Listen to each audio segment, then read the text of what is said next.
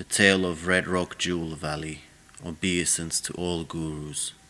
Once, the great yogi Milarepa was staying at the eagle castle of Red Rock Jewel Valley, absorbing himself in the practice of Mahamudra meditation.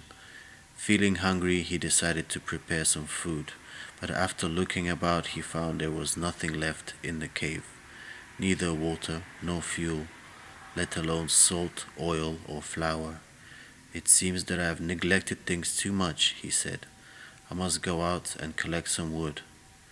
He went out, but when he gathered a handful of twigs, a sudden storm arose, and the wind was strong enough to blow away the wood and tear his ragged robe. When he tried to hold the robe together, the wood blew away. When he tried to clutch the wood, the robe blew apart. Frustrated, Milarepa thought, although I have been practicing Dharma and living in solitude for such a long time, I am still not rid of ego clinging. What is the use of practicing Dharma if one cannot subdue ego clinging? Let the wind blow my wood away, if it likes. Let the wind blow my robe off, if it wishes. Thinking thus, he ceased resisting. But due to weakness, from lack of food, with the next gust of wind, he could no longer withstand the storm and fell down in a faint. When he came to, the storm was over. High up on a branch of the tree, he saw a shred of his clothing swaying in a gentle breeze. The utter futility of this world and all of its affairs struck Milarepa, and a strong feeling of renunciation overwhelmed him. Sitting down upon the rock, he meditated once more. Soon a cluster of white clouds rose from Drowall Valley, far away to the east. Below this bank of clouds lies the temple of my guru, the great translator Marpa, mused Milarepa. At this very moment, he and his wife must be preaching the doctrines of Tantra, giving initiation and instruction to my brothers. Yes, my guru is there. If I could go there now, I should be able to see him. An immeasurable, unbearable longing for his teacher arose in his heart as he thought despairingly of his guru. His eyes filled up with tears. He began to sing a song, Thoughts of My Guru. In thoughts of you, Father Marpa, my suffering is relieved. I, the mendicant, now sing you a fervent song. Above Red Rock Jewel Valley in the east floats a cluster of white clouds. Beneath them, like a rearing elephant, a huge mountain towers. Beside it, like a lion leaping, looms another peak. In the temple of Drowall Valley rests a great seat of stone. Who is now enthroned there? Is it Marpa the translator? If it were you, I would be joyful and happy. Though limited in reverence, I wish to see you. Though weak in faith, I wish to join you. The more I meditate, the more I long for my guru. Does your wife, Dagmema, still dwell with you? To her I am more grateful than to my mother. If she is there, I will be joyful and happy. Though long the journey, I wish to see her. Though perilous the road, I wish to join her.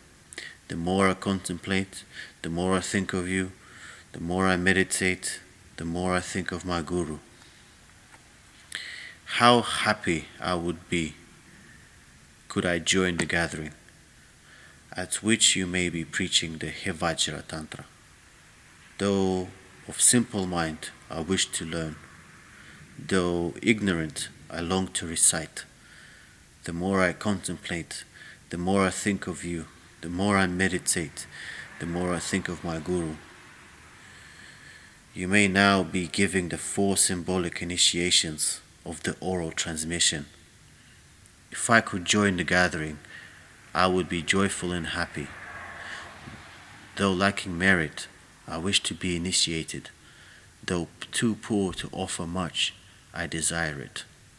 The more I contemplate, the more I think of you, the more I meditate, the more I think of my Guru. You may now be teaching the 6 yogas of Naropa. If I could be there, I would be joyful and happy. Though short my diligence, I have need for learning.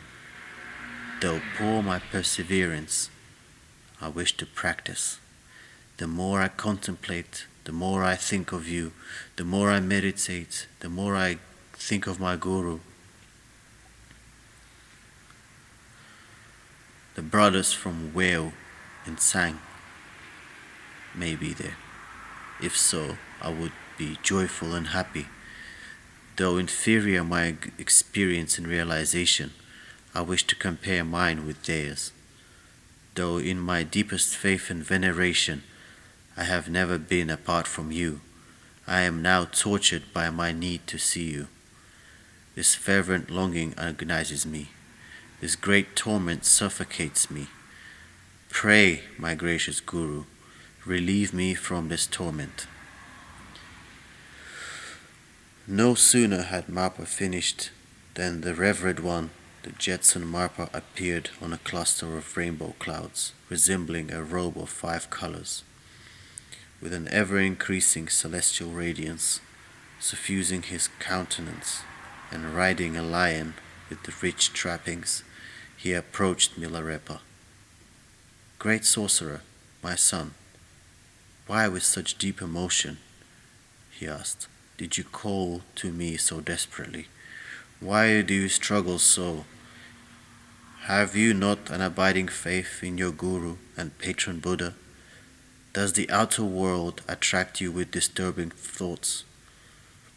Do the 8 worldly winds howl in your cave? Do fear and longing sap your strength? Have you not continuously offered service to the Guru and the 3 precious ones above? Have you not dedicated your merits to sentient beings in the 6 realms? Have not you yourself reached the state of grace in which you can purify your sins and achieve merits?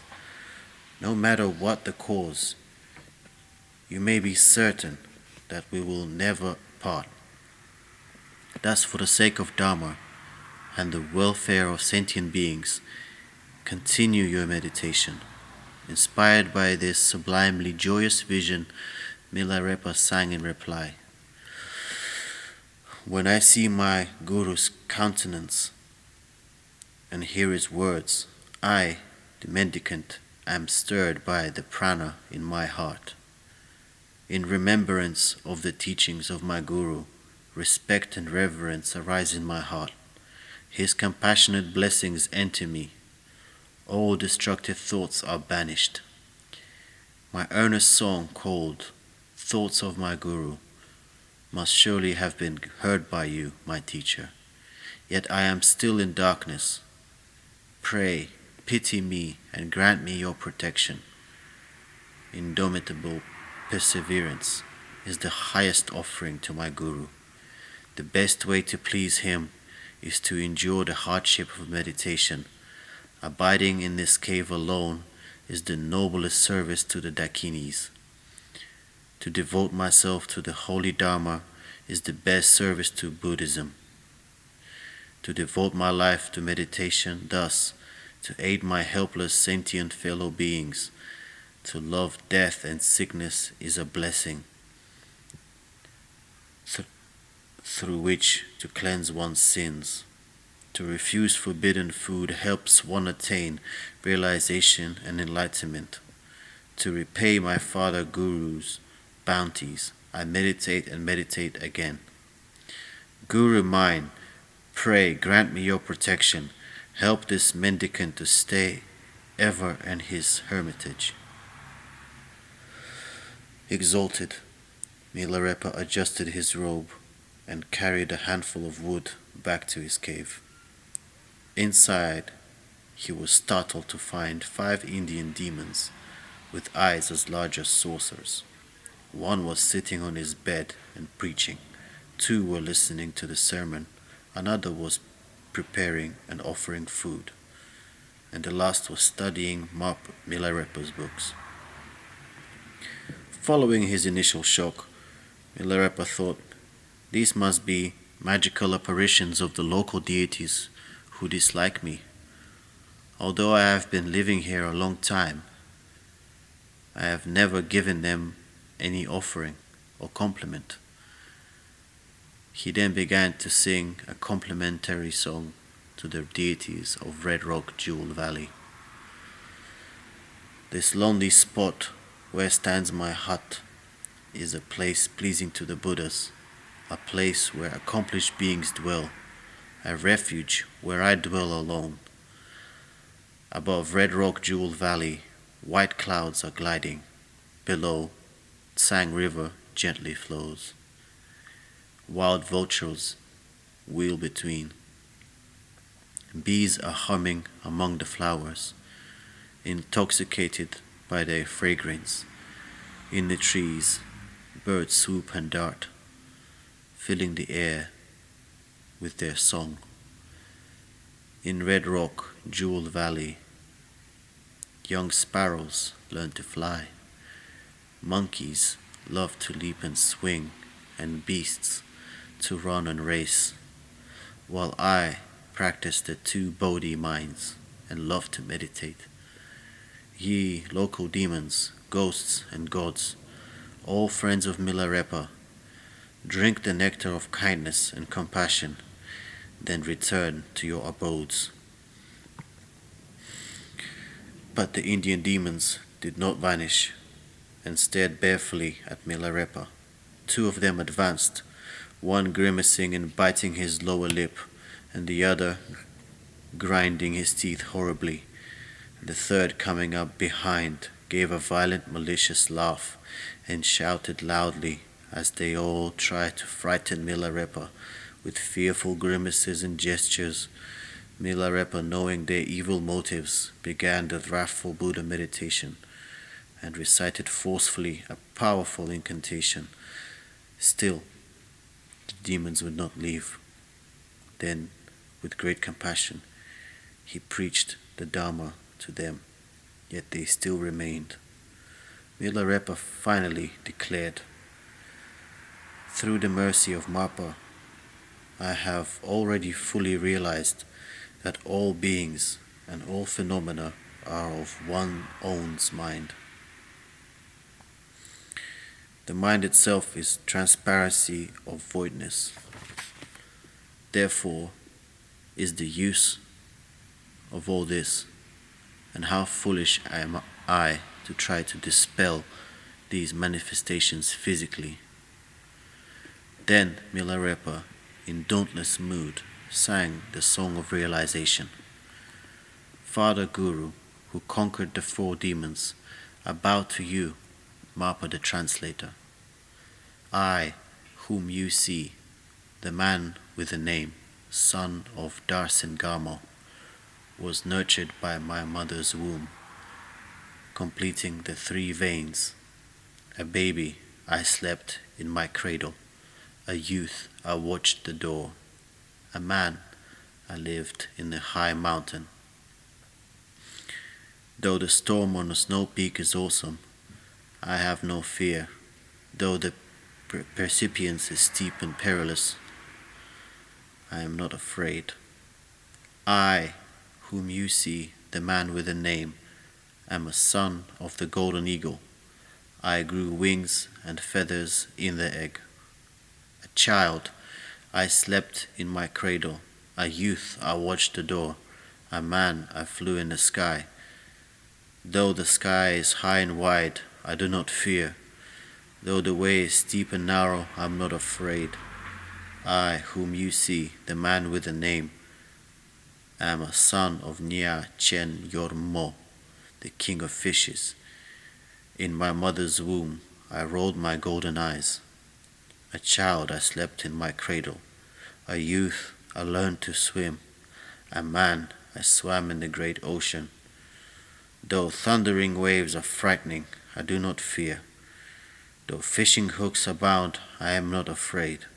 I, whom you see, the man with a name, am a son of Gagu Lamas. Faith grew in my mother's womb. A baby, I entered the door of Dharma. A youth, I studied Buddha's teaching. A man, I lived alone in caves. Though demons, ghosts, and devils multiply, I am not afraid.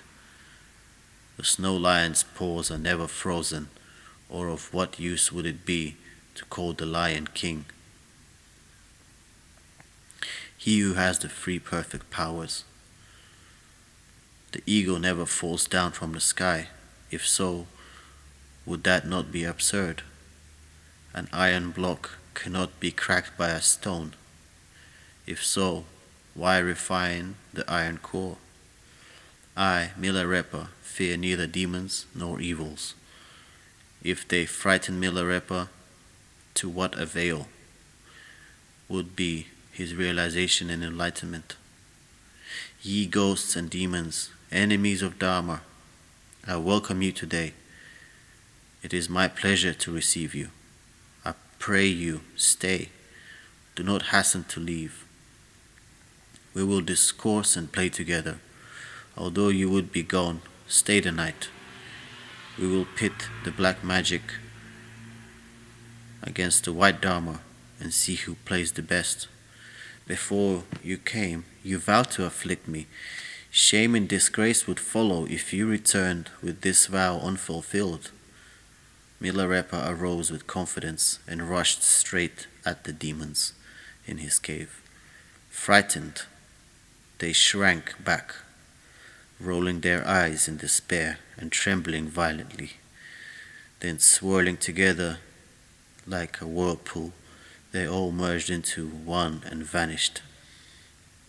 This was the demon king Vinayaka, the obstacle maker, who came searching for evil opportunities, thought Milarepa.